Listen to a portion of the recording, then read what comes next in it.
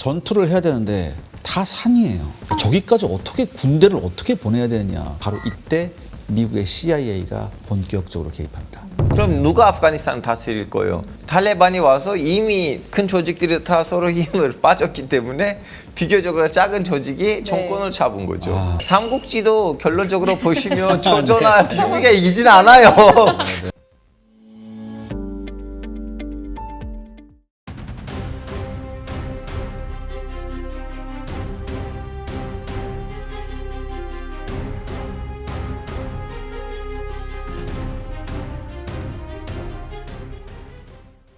일단 좀 배경 설명이 필요할 것 같아서요. 지난 10월 9일 아프가니스탄과 파키스탄의 무력 충돌의 경우에는 파키스탄 군에 따르면 아프간에 은신한 무장단체 파키스탄 탈레반이 파키스탄에서 테러를 저지르고 있어서 먼저 공습을 시작했고 또 아프간 탈레반군은 부인을 하는 상황입니다. 휴전에 합의하긴 했지만 상당히 지금 긴장감이 감돌고 있는 상황이거든요. 그런데 이런 좀 긴장감이 사실 아프가니스탄에선 굉장히 해묵은 일이잖아요.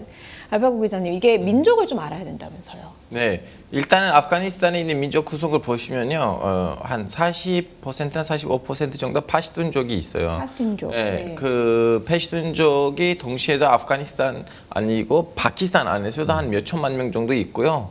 근데 파키스탄의 주류 민족이 아니에요. 아프가니스탄에서 주류 민족입니다. 네. 아프가니스탄에서는 파시툰족 다음에 제일 많은 민족이 타직족이에요. 타지키스탄에 이란 계통이에요. 이 사람들은 이 사람들이 쓰는 언어는 거의 이란어랑 비슷해요. 페르시아. 네, 페르시아어이고 사실 아프간어라는 어가 없어요. 아프간 사람들이 쓰는 나리어라는 그 언어도 네. 일종의 뭐라고 해야 되나? 그 한국어인데 제주도에서 쓰는 방언. 한국어, 예, 사투리. 방언이에요. 네. 그 다음에 제일 많은 민족이 하자라족이고요. 이 사람들은 몽골 제국의 후예들이고 생김새는 몽골 사람들이랑 비슷하게 생겼고 한 10%는 15% 되고 근데 이 사람들 특징이 시아파예요. 네. 타직 사람들은 시아파는 아니지만 이 하자라 사람들은 시아파이고 그 다음에 또 이렇게 한 10% 정도 오즈벡 사람들이고 이 오즈벡 사람들하고 타직 사람들은 북방만 있고요. 주로. 그리고 가운데 하자라 사람들이 있고 이제 남쪽에는 이제 파시툰 사람들이 있고 네. 남쪽이라는 것도 아시다시피 이제 파키스탄의 국경 지역이에요. 자, 여기서 이제 여러 가지가 문제가 있는데 제일 큰 문제들 중에 하나는 국경이 잘못 그린 것도 있어요. 국경이 잘못 그려졌어요. 예, 왜냐면 아시다시피 예전에는 파키스탄이 라즈 인디아였고 영국의 대영 인도 식민지 영토라고 해야 되나요? 거기에 일부였잖아요. 그리고 그때는 아프가니스탄을 두고 영국 제국하고 러시아 제국이 거기서 이렇게 빅 게임이라고 해야 되는지 모르겠어요. 그레이트 워라고 네, 그래서 거기서 이제 치고받고 싸우고 있었는데 이 러시아 제국하고 영국 제국의 이 싸움터였어요. 아프가니스탄은 단독 국가였지만 그러다 보니까 영국이 지맛대로 거기서 국경을 그린 것도 있어요. 네. 그거는 그 시절 때부터 아프가니스탄이 마음에 들진 않았어요. 그때는 아프가니스탄은 왕국이었고. 이제 다음에는 일련의 사건들이 있었지만 어차피 애매모호한 것도 없지 않아 있으니까 파키스탄이 인도로부터 독립하고 단독 나라 되고 난 이후에도 아프가니스탄에서 좀 분위기가 안 좋을 때마다 그 애매모호한 국경을 또 지멋대로 이렇게 그린 것도 있고 거기에다가 알아서 그 검문소 같은 것도 만든 것도 있고 그래서 이 문제는 이미 이 민족을 떠나서 인족을 떠나서 아프가니스탄하고 파키스탄이 출범하는 그 시기부터 어느 날까지 있었던 하나 문제였는데 이제 이따고 우리는 중심적으로 다뤄야 되는 문제는 이제 탈리반 문제예요. 네. 이게 20세기에 일어났던 여러 분쟁을 보면 그 배후에는 항상 영국이 있습니다. 영국이 해가 지지 않는 나라잖아요. 나라, 네. 전 세계에서 식민지나 보호령 경영을 하면서 나올 때 방금 말씀하신 것 같이 국경을 지 맘대로 긋고 나왔거든요. 문제는 뭐냐면 아프가니스탄은 전통적인 부족 국가잖아요. 사이가 안 좋은 부족을 한 나라에 묶어놓고 나와버렸다는 얘기죠. 이걸 똑같은 걸 아프리카에서도 했어요. 그러니까 아프리카에서도 끊임없이 내전이 나는 거거든요. 네. 아프가니스탄도 마찬가지죠. 그 국경이라고 하는 그 경계선이 제가 듀랜드라는 네, 듀랜드 그게 국경, 바로 네. 그 국경이에요. 네. 그러면 거기에서 누구랑 누가 지금 싸우고 있는 거예요? 이제 지금 최근에 있었던 싸움이 동시다발로 여러 가지 요인이 한꺼번에 도입이 됐어요. 네. 이미 그 국경 문제 때문에 아프가니스탄에 있는 탈레반하고 파키스탄 국군 사이에는 문제가 있었는데 이건 이미 있었던 문제예요. 근데 최근에 와서 파키스탄 안에서 TTP라고 하는 TTP. 네. 파키스탄 탈레반. 파키스탄 탈레반. 탈레반이라는 조직이 있는데 이 조직들도 우리나라는 말로는 이슬람 공화국이라고 하는데 사실은 사쿠라예요. 이런 이슬람 공화국 어디 있어? 이슬람 공화국이라면 우리 후배들 그 사람들 보기에는 아프가니스탄에 있는 탈레반의 후배예요. 우리 후배들이 아프가니스탄에서 한 것처럼 이슬람 나라를 세워야지 이슬람 국가지 파키스탄 정도는 그냥 가짜예요. 아, 그러니까 그럼 세속 국가로 보는군요. 예. 그러니까 TTP는 파키스탄을 세속 국가로 봐요. 그러니까 강력한 샤리아법이 있는 완전히 칼리프 국가를 만들어야 되는데. 예. 근데 이게 완전히 이건 세속화됐다. 예. 그러니까 이건 이제 용서할 수 없죠. 이거 배교해야죠. 이 사람들 보기에는 아프가니스탄 국군이 이제 정통적으로 영국으로부터 출범된 국군이거든요. 네. 그래서 아무리 말로는 헌법에서는 이슬람 공화국이라고 써 있더라도 우리나라를 군이 다스리고 있으니까 군도 항상 가서 영국에서 그 세속적인 교육을 받아가지고 이슬람을 지도 모르게 벗어났기 때문에 네. 이 나라는 제대로 이슬람 국가 될 수가 없으니 네. 우리는 파키스탄에 있는 정권을 무너뜨려야 되고 아프가니스탄 같은 나라를 만들어야 됐는데 그럼 이분들이 테러를 많이 해요. 많이 파키스탄 사람들을 죽였어요. 시장에 가서 이렇게 폭파하고 그래요, 이 사람들은. 그러다가 이제 아프가니스탄 국군도 이제 군사 작전을 하겠죠. 그럼 이 사람들이 국내에서 좀 약간 좀 피신하는 거 힘들 때는 아프가니스탄에 튀어나가요. 그리고 이제 좀 잠잠해지면 다시 아프가니스탄에서 쳐들어오고 테러 활동을 하고. 네. 그래서 파키스탄이 여러 번이나 야 걔네들 그쪽으로 오면 받아주지 말고 우리한테 주라. 솔직히 말하자면 탈레반도 대놓고 안 하겠다 이러고 하지는 않았어요. 네. 근데 그렇게 하는 것도 힘들어요. 왜냐하면 일단 사상적으로 좀 약간 배경이 이름도 비슷한 비슷하고. 것도 없지 않아 있는데 네. 그것보다는 방금 전에 이제 선생님들 말씀하신 것처럼 부족 사회이다 보니까 아무리 그 테러리스트가 파키스탄에서 태어났어도 사촌 동생이 아프가니스탄에서 태어났어요. 그래서 국경을 넘어가서 탈레반한테 야 우리 좀 살려줘 이렇게 한 거 아니고 자기 친척을 찾아가요. 그 진척에 이제 뭐 동굴이나 아니면 가축에서 좀 약간 숨었다가 다시 나와요. 네. 그래서 탈레반 보기에는 걔네들을 컨트롤하는 거는 쉽진 않아요. 아, 그렇지. 조카가 넘어와서 삼촌 좀 잠깐 잠깐 저 어디 좀 있을게. 그럼 가 있어 이거잖아요, 사실. 신고할 수는 없잖아요. 사실. 그러니까 정리해 보면 이건 것 같아요. 이 TTP가 파키스탄을 상대로 싸우고 뭐 근데 극렬 테러리스트인데 싸우고 난 다음에 파키스탄 군이 병력을 동원해서 진압을 하려고 하면 자연스럽게 아프가니스탄으로 가서 은신하게 되면 어디에 은신했는지 어떻게 할 거예요. 그럼 파키스탄 군 입장에선 저거를 다 때려잡아야 되는데 공군력을 출동해서 때려잡아 그러다가 무고한 사람들이 다치면 굉장히 큰 문제죠. 그렇죠. 그럼 국제적으로도 이제, 문제가 될 거고. 그럼 아프가니스탄 지금 탈레반이 정부니까 정부 수반이니까 물론 뭐 유사 국가라고 하는데 그럼 탈레반 정부한테 얘기했을 때 너네들이 쟤네들을 받아주지 말거나 너네들이 색출해라 이게 안 먹히는 게 문제죠. 네. 이렇게 되다 보니까 점점점 양쪽이 에스컬레이트 되면서 국경에서 굉장히 강력한 무력 충돌이 생깁니다. 계속해서 충돌이 일어나는 중이다. 그리고 이런 설명하면 이제 시청자분들이 야 사촌이 무기를 들고 왔는데 왜 집에 받아주느냐. 거기서 무기는 다 있어요. 네.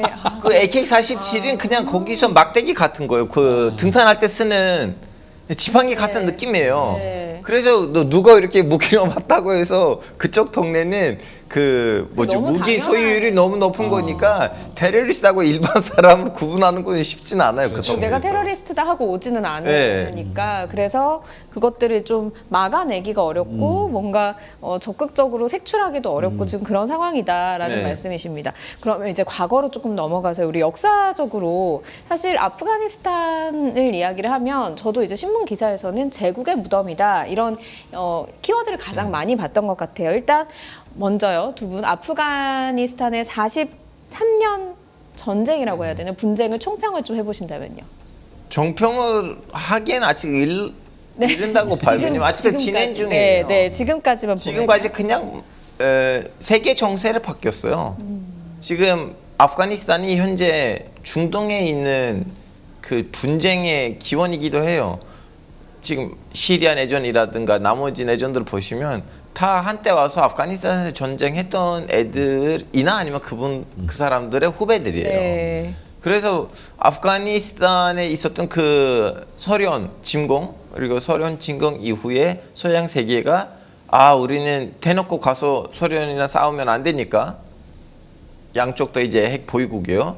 그러면 프록시워 대리전을 해야 되는데 그럼 우린 거기에다가 무슬림들을 보내자. 한때는 사람들 잘 모르고 있는데 미국에 있는 브루클린 있잖아요. 그 뉴요크에 있는 제일 핫한 동네들 중에 거기서 이슬람 사원들에서도 가서 지금 아프가니스탄에서 지하드를 할 형제들 없습니까? 라고 해가지고 그때 미국 한가운데에서 이렇게 사람들이 모집되고 있었어 한때는. CIA가 했어요. 네.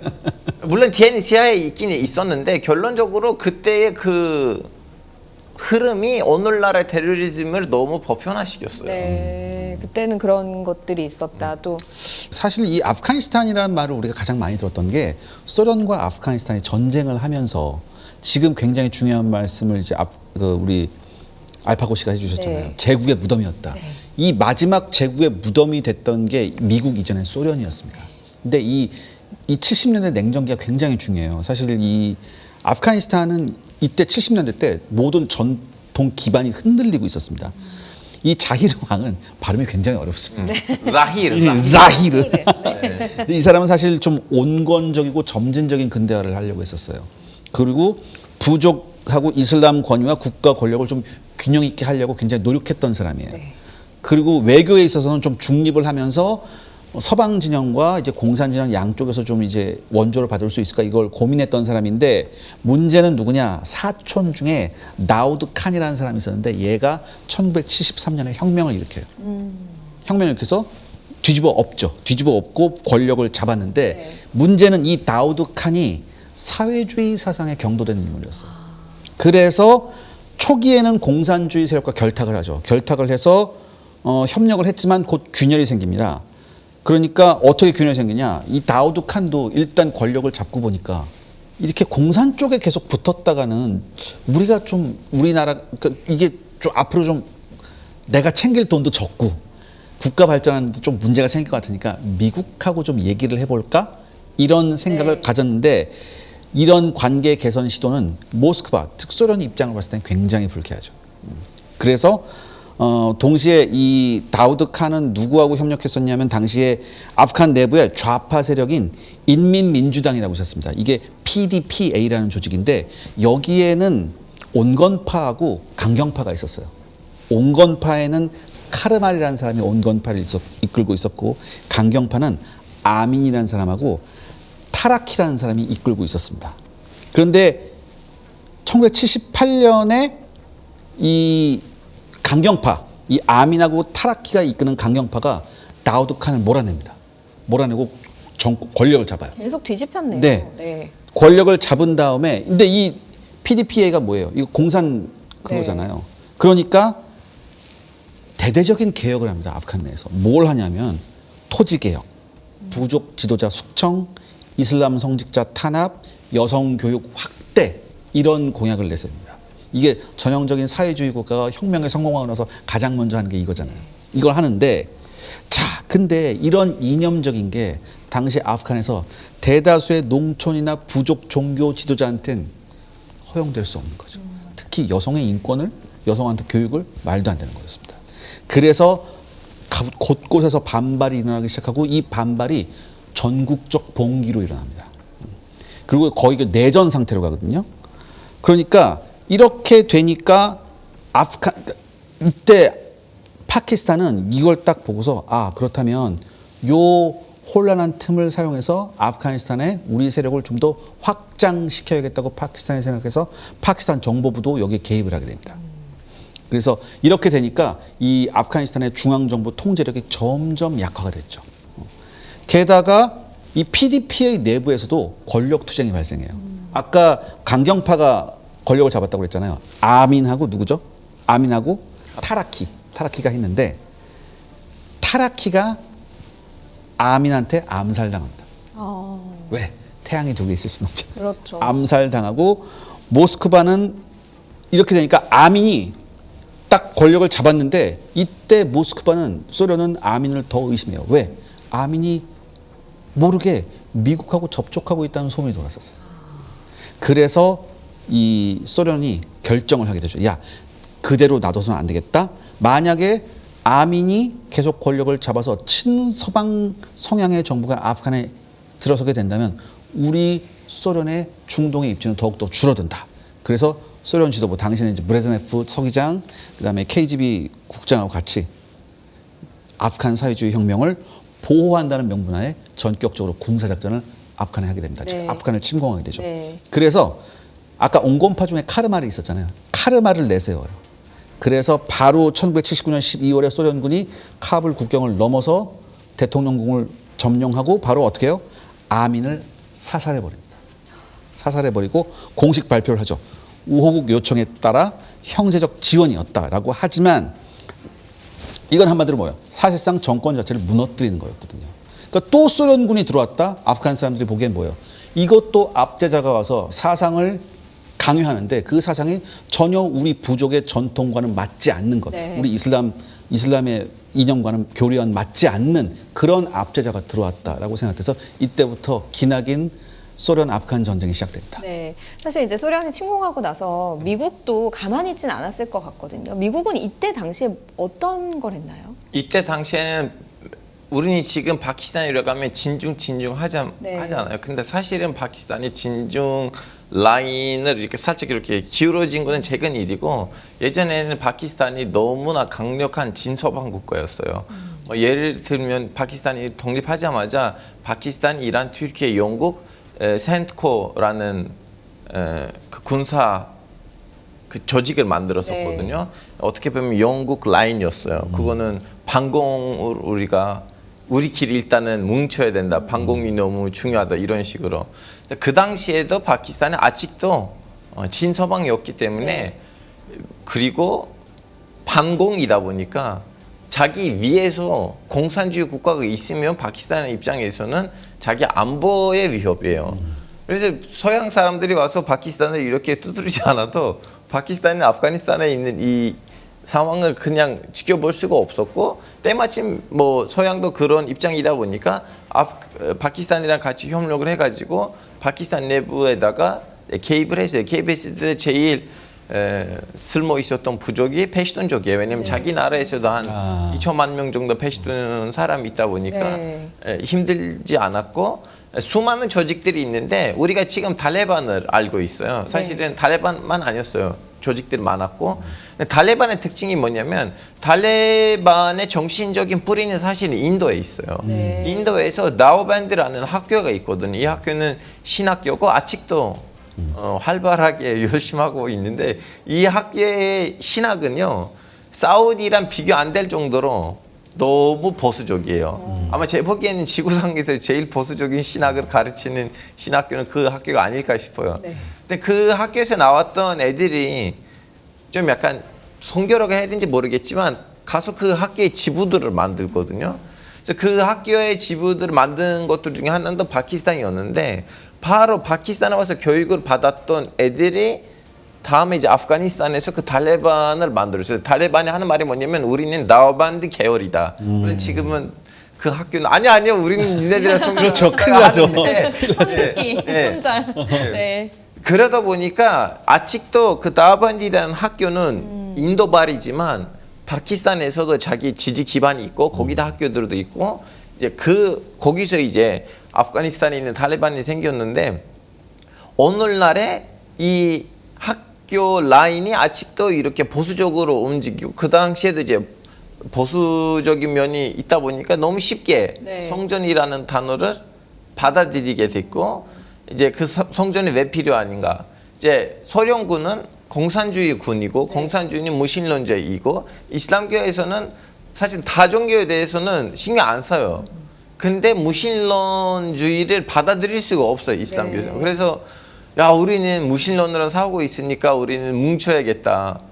그래서 파키스탄이 그때 아프가니스탄에 들어갈 자기 나라 안에 있는 파시tun족뿐만 아니고 세계 곳곳에서 아랍 애들, 튀르키예 애들 다 파키스탄에 와서 어느 정도 교육을 받고 다음에 아프가니스탄에 들어가서 소련 상대를 싸우고. 탈레반이 된 거네. 탈레반은 그 중에 그 훗날에 유명해진 쭈구리 조직이지 사실은 조직이 많았어요. 그러니까 점조직처럼 많았어요. 예. 그래서 그 중에 하나가 탈레반이었을 예. 뿐이라는 말씀. 그러면 거기에 무기 지원이나 이런 걸 미국이 혹시 미국이 무기 지원 네. 정도 했지 네. 완전히 그 미국은 너무 똑똑한 거 뭐냐면 그렇게 너무 대놓고 개입하지는 않았어요. 또 중간에 쿠션으로 중동에 있는 석유 부자들의 좀 약간 모험을 네.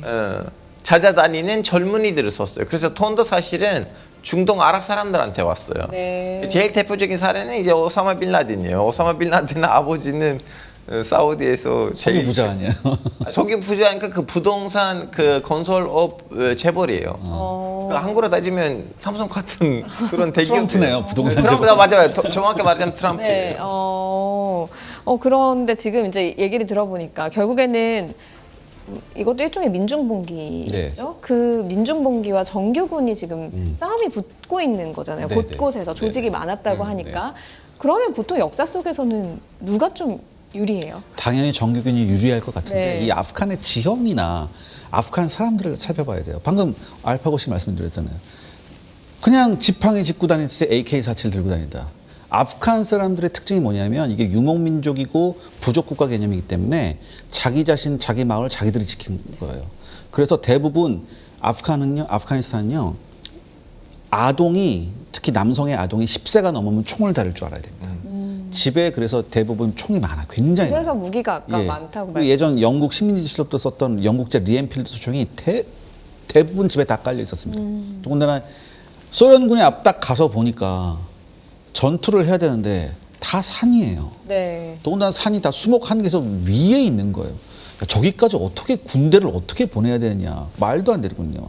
그래서 처음엔 소련군이 트럭이나 장갑차를 이용해서 많이 이동을 했는데 산에 무슨 길이 있어요. 다 이렇게 꼬불꼬불 어렵구나. 굉장히 힘들게 올라가다가 어느 중간점에서 게릴라가 공격을 하기 시작하면 속수무책을 당합니다. 그래서 굉장히 피해가 컸죠. 네. 그래서 그 다음에 소련군이 이제부터는 소련군도 미국이 했던 것처럼 우리도 헬기를 이용한 작전을 많이 해야겠다라고 생각을 했어요. 그러니까 헬기를 그리고 실제 헬기를 이용한 작전을 하다 보니까 이 이슬람 저항 세력, 아프간 내 이슬람 저항 세력의 피해가 눈덩이처럼 불어납니다. 굉장히 절체절명의 순간이었죠. 네. 그리고 바로 이때 미국의 CIA가 본격적으로 개입합니다. 첫 번째, 미국제 미사일이 있어요. 그 사람 어깨에 쥐고 쏘는 비행기 쏘는 거, 그 스팅어라고 있는데 이거를 줘요. 이거를 줘서 소련군 헬리콥터에다 쏴라.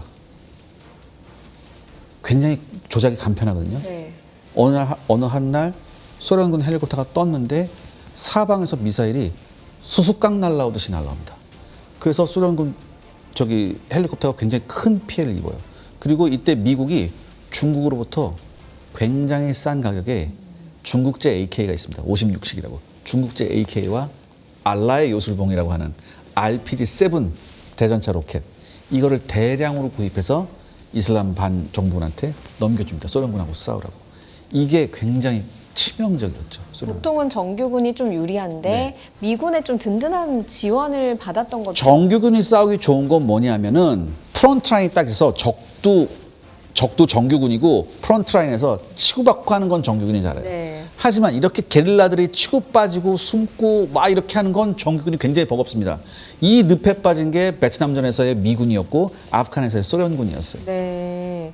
그래서 약간 베트남전에서 복수하려고 미국이 개입했다는 그런 얘기도 많았죠. 뭐 네. 그런 썰도 있더라고요. 네. 그런 배경이 좀 있었던 거다. 아무튼 이것 때문에 소련군의 힘이 확 빠진 건 맞습니다.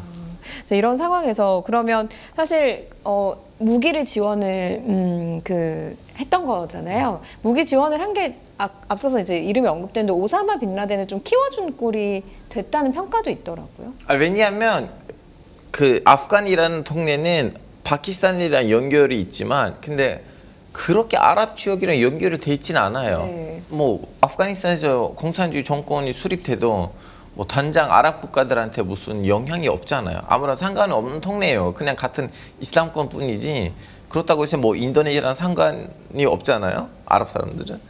그래서 이거는 미국 보기에는 이 전쟁을 경제적으로 본인들이 부담하면 안 되는 거예요. 이 돈이 어느 정도 다른 사람들도 좀 약간 분배해야 돼요. 그래서 이제 생각이 났던 거 뭐냐면 이제 아시다시피 이스라엘 팔레스타인 전쟁으로부터 오일 쇼크가 있었잖아요. 70년대 이후로부터는 석유가인 아랍 국가들은 갑자기 경제 성장률이 엄청 올라가요. 역대급으로 이 사람들이 네. 갑자기 돈을 벌게 돼요. 제 이제 아는 튀르키예 교수들이 있는데 오늘날 우리는 만수르라고 하고 아랍에미리트 카타르라고 하잖아요. 60년대는 튀르키예 있는 이슬람 사원들에서는 그 나라들에다 모금월통이 있었어요. 얘네들 못 살고 있는데 돈 보내주자고. 네, 이거 불과 60, 70년대예요. 이거는 그렇게 먼 역사가 아니에요. 한 두세 대 전이군요. 네. 예를 들면 지금 그 국왕들도 얘기를 들어보시면 어렸을 때 자기 집에서 에어컨이 없었대요. 근데 국왕들도. 지금 현재 국왕 나이가 이제 60, 70대인 국왕들은 자기 어렸을 때는 자기 집에 에어컨이 없었대요. 근데 지금 자기 자식들의 뭐 람보르기니 차가 몇 대량 정도 네. 있어요. 근데 그 계기가 언제냐면 이걸 갑자기 이렇게 깨지는 계기가 언제냐면 70년대예요. 그때 이제 석유가 하나의 경제적인 카드가 된 거고 그 당시에는 이 중동에 있는 아랍 국가들의 부가 너무 빠르게 누적이 돼요. 그래서 미국 보기에는 이 돈이 거기에 있는 것도 문제고 그리고 나 지금 아프가니스탄이랑 싸우고 있는데 소련 상대로 이 돈이 좀 여기 와야 된다. 그래서 뭐냐 아랍 지역에서 좀 약간 밀린 차남들, 막내 자식들 이 사람들이 밀렸어요. 네. 그래서 이 사람들한테 뭔가 명예가 필요해요. 그래서 나는 이 사람들 중에서 몇 명으로 찰 것이면 이 사람 일단 자기 아버지의 돈도 갖다 박을 거고 그리고 그 사람 거기서 활동한다는 걸 보는 다른 아랍 영병들도 생길 거예요. 왜냐면 이 전쟁을 오직 현지인으로 끌고 가기도 좀 그렇잖아요. 그러니까 또 국제적으로 여론이 될 거예요. 국제화되면 될수록 소련도 국제적으로 여론에서 밀리게 되는 거고. 되니까. 그래서 아랍 젊은이들을 거기에다가 끌어가는 거는 미국 입장에서는 엄청난 그 신의 한 수 같은 하나의 전략적인 결단이었거든요. 이제 그 중에서 제일 대표적인 사람이 오사마 빌 라덴이지 네. 또 오사마 빌 라덴 같은 사람들도 많았습니다. 네. 예. 굉장히 점조직들이라고 해야 되나요? 예. 점으로 이루어진 것들이 많았는데 우리가 이제 대표적으로 알고 있는 인물들이 그렇다라는 거네요. 네. 그러면 앞서서 이제 미국이 무기를 지원을 하면서 소련의 힘이 좀 확 빠졌다라고 말씀을 하셨는데 1991년 12월에 소련이 붕괴를 했거든요. 네. 그러면 이게 결정타는 아니었던 것 같지만 이 전쟁에 참여한 영향도 있었을까요? 10년 넘게 전쟁하면서 소련 경제가 무너집니다. 굉장히 많은 소련 경제가 무너졌고 아프가니스탄에 정예부대 보냈어요. 굉장히 훈련 잘 된 부대를 보냈는데 그 부대가 가면 갈수록 녹아 없어졌습니다. 그러니까 인적 자원에서 갑자기 구멍이 확 생기는 거예요. 이건 굉장히 심한 거고 또 하나 이 아프가니스탄 전쟁에 참전해서 집에 돌아왔던 굉장히 많은 수의 소련군이 우리가 알지 못하는 PTSD에 시달립니다. 이건 잘 안 알려진 거예요. 근데 굉장히 이게 사회 문제가 될 정도로 엄청나게 PTSD에 시달리면서 소련군의 전체적인 군기가 굉장히 허물어지는 역할을 했었거든요. 그만큼 좀 전쟁이 네. 양상이 별로 좋지 이 않아요. 10년간의 이 전쟁에서 소련은 경제적 손실이 어마어마했거든요. 그리고 이거를 회복해보고자 여러 가지 노력을 하면서 그 다음에 이제 뭐 글라스노스트, 뭐 페레스트로이카 뭐 이런 얘기가 나왔지만은 결국에는 이 소련 아프가니스탄 전쟁의 상흔을 극복하지 못했다는 얘기가 굉장히 많아요. 그리고 이제 전문가님 말씀에 뒷받침하는 또 다른 사실은 언론에서도 좀 약간 여론이 안 되는 주제도 하나 더 있는데 저는 이거 그 당시에 전쟁을 했던 오즈벡 군인의 자식들한테 들었어요. 그 소련 편에서. 네. 아시다시피 예전에 오즈베키스탄, 카자키스탄, 타지키스탄 이 나라들 다 소련 밑에 있었고 네. 그러다 보니까 소련이 이제 군대를 보낼 때는 그냥 지역별로 모아서 이렇게 공평하게 보냈는데 이 아프간 애들이 예를 들면 어떤 소련 군사 기지에다가 밤에 군사 작전을 하잖아요. 네. 사람들 자고 있을 때 거기 들어가요. 러시아 애들만 죽이고 눈이 동양인 같이 생기는 가자 그리고 오즈벡일 거 아니에요. 그러면 네. 같은 무슬림일 텐데 이 공산주의 정권 때문에 본인들 끌려왔을 거 아니에요. 그럼 우리 형제들 죽이지 말자 해가지고 그런 작전들이 있을 때는 이제 딱 금발처럼 생긴 사람들만 죽이고 걔네들 안 죽이다 보니까 이것이 훗날에 그 소련 안에서 좀 약간 민족 의식이 다시 깨어나네. 왜냐면 공산주의 시절 때는 이걸 좀 제대로 엎어버렸거든요. 전부 다 단합되다 보니까 그 이후로는 우리가 무슬림처럼 보이니까 무슨 특별한 뭔가 있나 보지 해가지고 소련군 안에서도 문제를 일으켰어요. 네. 그러니까 약간은 이제 내가 더 낫나? 혹은 예. 나도 이거 대우받아야 되네라는 의식을 좀 예. 심어주게 된 계기가 된 거군요. 러시아군만 죽인 게. 더 나아가서 이거죠. 그렇다면 내가 같은 민족, 같은 무슬림하고 전쟁을 해야 하나? 네. 나도 소련 정부 때문에 지금 숨죽여 있지만 나도 근본은 무슬림인데 이런 생각할 거 아니에요. 그렇군요. 그럼 굉장히 다른 생각이 가면 갈수록 들죠. 네. 그러면 이제 소련군이 철군하고 나서 아프간 내부에서도 상당히 혼란이 많았을 것 같거든요. 어땠어요? 이제 그래서 우리는 이름을 몰랐다고 하는 거는 그거예요. 그때 수많은 큰 조직들이 있었는데 이 큰 조직들이 오케이 우리는 뺐어요. 소련군을. 그럼 누가 아프가니스탄을 다스릴 거예요? 그동안 10년 동안 내전이었기 네. 때문에 그러다 보니까 큰 조직들끼리 싸우다가 답이 없는 거예요. 답이 없다가 이제 막판에 탈레반이 와서 이미 큰 조직들이 다 서로 힘을 빠졌기 때문에 비교적으로 작은 조직이 정권을 잡은 거죠. 그게 이제 탈레반이 네. 와서 정권을 그럼 굉장히 우연한 기회에 잡게 된 거예요. 우연한 것보다는 노린 거예요? 주로 이런 거예요. 혁명 이후에는 큰 형들 서로 싸우고 막판에 삼국지도 결론적으로 보시면 조조나 유비가 이기진 않아요. 삼국지 얘기하시니까 조금 이질감이 있는데 뭐 이해가 확 됐어요. 네. 네. 그러면 결국에는 소련군이 이제 철군을 했고 네. 이때 이제 오사마 빈라덴뿐만 아니라 제2의 오사마 빈라덴, 제3의 오사마 빈라덴이 많았다고는 얘기를 하셨지만 사실은 그때 무기 지원을 했던 테러 단체들 중에 한 단체인 알카에다가 9.12 테러 그때는 알카이다 아직 없었어요. 그러니까 알카이다가 알카에다- 어쩌다 네. 생긴 거냐면